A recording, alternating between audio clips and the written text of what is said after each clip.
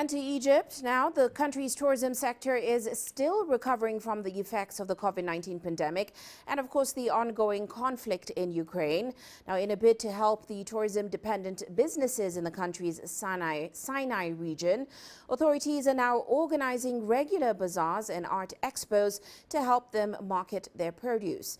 Well, CGTN's Yasser Hakim visited one of these small expos in the Red Sea resort of Sharm El Sheikh, and he filed this report. Bedouins have been the predominant inhabitants of the mostly desert area of southern Sinai. When tourism flourished in the 1990s along the wonderful beaches of the Red Sea, Bedouins prospered by taking over lucrative services like restaurant businesses, hotel supplies, and the popular desert safaris.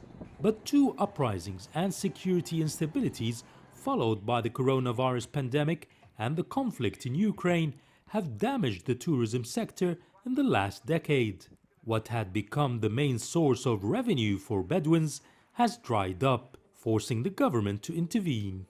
And officials are creating new sources of income for locals here, not only to depend on tourism, but also to encourage them to have their own businesses, small businesses to produce locally handmade crafts and products to be sold not just in this area, but also to export.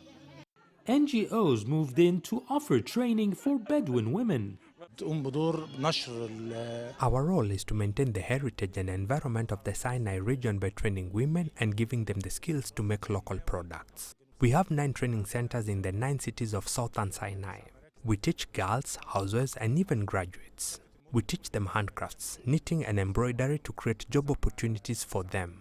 A lot of women embrace the idea and even set up their own small businesses, creating locally inspired handmade items like dresses, accessories, and home decor. I learned at school and it was only a hobby, but recently my husband, his sister and myself participated in an art gallery in Sharm El Sheikh, and tourists liked my work. So I took it seriously and established this small business, which has actually been my savior. When tourism was damaged, it supported me. We learned the skills through the families that produce them, and they helped us market our products. We visited other cities and saw different styles and designs, which gave us new ideas on how to make our products more marketable. The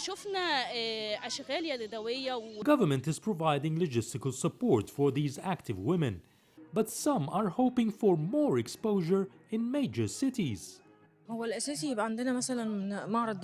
we need is a permanent exhibition area in Cairo because it's too expensive for us to have our own outlets.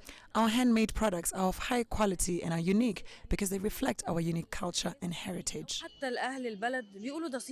The initiative has proved a success. Organizers say the number of participants has tripled in 1 year. And with the tourism industry still suffering from the global turmoil, the number of Bedouin women-led micro and small businesses will continue to grow. Yasser Hakim for CGTN, Sharm El Sheikh, Egypt.